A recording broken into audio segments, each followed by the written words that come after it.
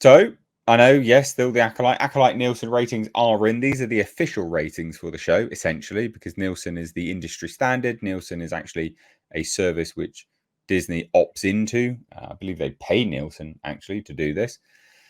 So we've got some figures here which we can compare the Nielsen ratings like for like, and you can see just how bad it is. In fact, it is the second worst Disney Star Wars show, and yet simultaneously probably the most talked about Disney Star Wars show, which is very, very comical. And it's actually a point which Olaf raised in the back chat room there. So I think that's quite funny alone. You know, the most talked about show is the worst, or one of the worst viewed show. Literally no one is watching it. So we've got these figures here. We'll scroll all the way down. And essentially, this is the week of its release, June 3rd to June 9th. The Acolyte got... There we go. The Acolyte got 488 million minutes watched. So that's bad. But also I want to show you guys on this, Disney only appears once. That's how bad Disney is generally. On the Nielsen charts for original programming, they only appear once. So that alone, if you remove Star Wars from this contextually, Disney Plus is a floundering mess. You know, this is not good for them to only appear once. So we'll scroll all the way down. So basically, the Acolyte was watched 488 million minutes. The average is obviously 244 million minutes per episode. And we've got a chart, which I'll scroll all the way down to take a look at. So Nielsen viewership. So this is by Nielsen, so compare it like for like. The average per episode in minutes. Mandalorian Season 2, 1,032 million minutes watched. I can believe that. You know, that was when The Mandalorian was kind of at its peak. Mandalorian Season 3, again, notable drop-off, but that actually trends quite nicely with the general feel of people talking about the show and being excited. That got 823 million minutes. Obi-Wan Kenobi, 513 million minutes. Ahsoka, 414.5 million minutes. Book of Boba Fett. So this is per episode, by the way. Book of Boba Fett, 389 million minutes. And The Acolyte, of course, 244. Andor released 3 episodes, so 208 million minutes. So Andor is the worst viewed. But The Acolyte is also pretty up there as well. It is the second worst viewed. And, you know. Well, Andor that's not fair because we don't even have an entire show yet to compare it to. Well, these are the premieres. So it is a like-for-like comparison. I figured. So pretty bad. And here I can tell nobody's watching the show. I mean, come on. Yeah, well, breaking it down into actual views, if you do their runtime, you know, per... So essentially, view for each premiere is a calculation of their runtime. Yeah, you know what they say about train wrecks? People are seldom there to actually see them happen, but everybody talks about them afterwards. This is true. And I can believe this as well, you know, to 22 million views for Mandalorian Season 3 premiere. I can believe that. Mandalorian Season 2, just under 20 million. I can believe that. Obi-Wan Kenobi, 10.5 million views. I can believe that. All these I can believe.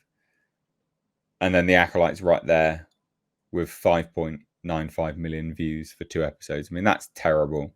And I look at this as well, and it's not just The Acolyte that's bad, but it's the general state of Disney Star Wars as a whole, isn't it? Like, you know, Boba Fett, a show about Boba Fett should have got more than 10 million views. Significantly more than 10 million views, I think. Right? Boba Fett was a huge fan favorite. 9.73 million views is pretty bad. Pretty bad. So, it's not good. This makes a lot of sense as to why potentially they're doing stuff for Rotten Tomatoes. But over to you, Tom. Let's go to you first. What do you want to know? What do I think? Yes. I think it's hilarious. I'm not surprised. I mean, we all kind of knew that the show was not going to do all that well. Disney Star Wars is on the huge downward trend. I mean, it it ebbed and flowed during the movies, and then it fell off a cliff with Last Jedi and Rise of Palpatine. But Mandalorian kind of seemed to help keep it alive there for a while. But then Obi-Wan Kenobi and Obi-Wan really killed it off, in my opinion. Those two shows were probably the most damaging. I mean, we can talk about the Acolyte till we're blue in the face, or Ahsoka for even that matter. But I would say those two shows were the most damaging. And the reason I say that is because basically, when we were covering Star Trek for the longest time, nobody really noticed Star Trek Discovery and some of these other things. But when Picard came back, when they revived Picard in his show, those first two seasons were atrocious. And a lot of people tuned into the first few episodes because they were like, oh, Picard's back. And they were like, what the hell? And we're like, yeah, we tried telling you guys. So like that's the thing is more normies tuned in and noticed that something was wrong. And I think that's where Book of Boba Fett and Obi-Wan come in, especially if those people tuned into Mandalorian and saw, oh, it's kind of like Star Wars again. You know what I mean? Like, whether you liked it or not, specifically, for the most part, most people can at least agree that it's kind of a middle ground of not horrible, like does kind of feel like Star Wars. Most of the shows were pretty competent up until the third season. Like, I mean, I think we all can agree on that for the most part. But like I said, Obi-Wan and Boba Fett were the two that killed two of the most prolific characters in Star Wars. And Boba Fett especially, because Boba Fett is one of those characters that outsells all other figures back in the day. Right? It was one of the most famous, badass characters there was. And you literally turned him into a grandpa with a pot belly. And so weird. And it just, in a show that made absolutely no sense. So, like, again, I could go on about it all day long, but I mean, I don't know if that answers your question overall, but yeah, at this point, I see Star Wars as dying. I mean, there's not much left in it. They'll finally see how bad it is when they release the Rey movie in theaters, and it does worse than Solo.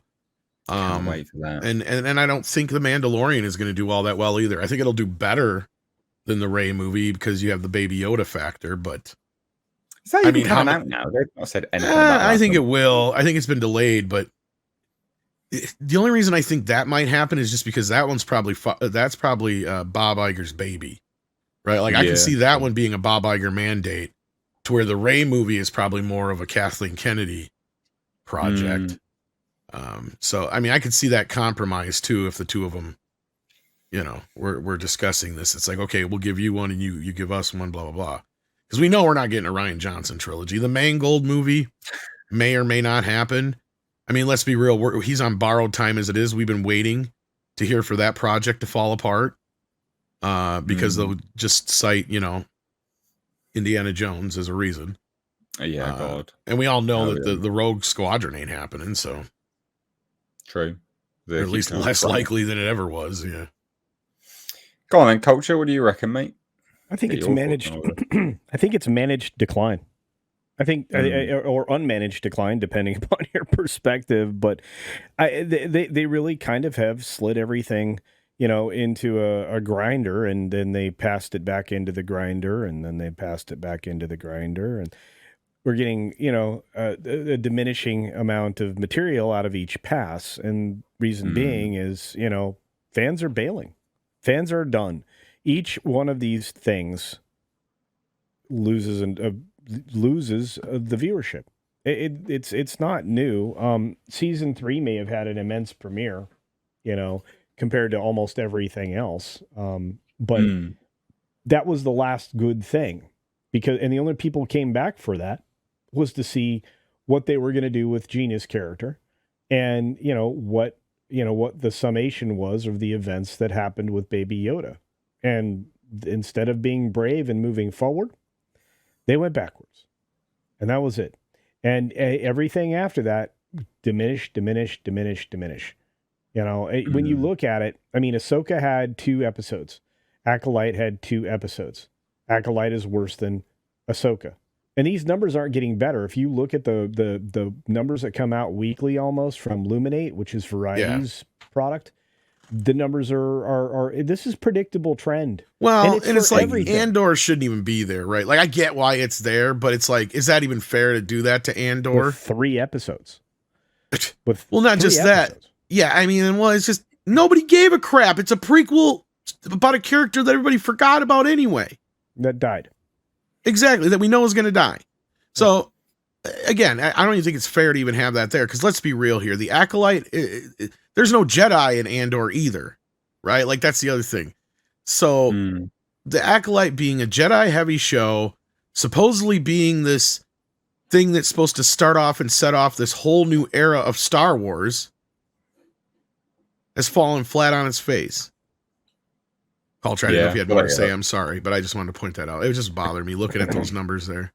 No, I mean, but you're right. I mean, Andor doesn't belong there because it had an advantage of having 3 episodes. Book of Boba Fett only had 1. Very good numbers for the 1 episode. Well, if the fact that it has 3 episodes and it did that poorly looks worse on Andor, actually, that was my point. And what's strange is if you look at Acolyte after its premiere, you have to divide any of these numbers. If you have 2 episodes, you have to divide it in half. You have to divide it in half. Those numbers start to look worse and worse when you divide them in half. Well, and Tom, the problem is that nobody's watching. Disney Plus has a couple 100 million subscribers plus 251, 265, whatever it is, right? Less than 3% of the audience, which is why that 3% number was so important when we were talking about Rotten Tomatoes. Less than 3% of subscribers for Disney Minus actually are watching this crap. It's us. If these shows, if we ever stop getting views from covering these shows, they're fudged. Well, that's kind of what happened to Star Trek, and that's why I was comparing it to that. Yeah, no, you're right, though. Nobody cared. Nobody wanted an STD. Literally. He's not wrong. Well, let's we've got some super chats here to get to. So Sam Fisher, they lied. Well, Disney lied. Shocker. I know, man. It's it is quite shocking. What a revelation that Disney. If somebody wants to do the math and try and figure out how many actual people that might be in a rough guesstimate. I'm sure you could take the number of minutes divided by the number of minutes of the show. Yeah, and then kind of extrapolate from there. 3.2 million. Oh, that's shit. I think that's garbage. These are views. Guys, these are views. Yeah, I get that, but I'm talking about, okay, so you take the 5.95 million minutes, right? Divide that by 82 minutes. No, those are actually those are those are views. These are views. Yeah, it's 82 it's million okay. Minutes. Okay, I thought it was. These are views. Yeah. Total viewings. Oh, you're right. I was because they usually put up the minutes. That's what throws me off. Okay, so yeah, so that's the actual audience then. Basically, is what they're saying. Guys, we've already gone through the minutes. That was my fault. I do that because they always give us the minutes instead of the actual amount of viewers. These are the million minutes, and then they were extrapolated. Yeah, I was lost because I got it. Okay. Kalechi has super chat $2. Says, how does Kathleen Kennedy believe she can release a Star Wars movie in theaters soon? With how much damage she's done to the brand, she can't even succeed in streaming, and she thinks she can release something to the big screen. It's gonna flop, chief. That will be the king of all flops. That I personally, more power to them, release it, do it. I cannot wait for them to release that movie in theaters, because that will be the eye-opener. That will be the time where they finally realize that they've completely destroyed Star Wars. They don't know yet, right? Well, they'll go through this cycle of bullshit like they always do, though. That's what I mean, but they're doing it now, aren't they? Because they're like, well, it's on Disney Plus, so there's not that many people on Disney Plus. So if we release it in theaters, we'll make money, and then just see what I mean. But you can't escape it in theaters. Everyone will see that it's a terrible total as well. Box office will be bad. See, and here's the funny thing about the Rey movie. My understanding is the way that it's being presented is they're presenting it in 2 different ways. And I think they're kind of hedging their bets. I think it's being conceived in a way that it's a brand new trilogy, so it's actually episode 10, 11, and 12. Yeah. But if it fails, I think they're going to bail out on it and just call it like basically a one and done Rey movie, right? Like, because that's the thing. We do know that they did announce a trilogy. Do you guys remember that? Like, that was the whole thing. It's supposed to be a new trilogy, like the continuing saga. Yeah. So that you're right. It'll be the final nail in the coffin. Very, very funny. Very funny. But let's move on now and bring on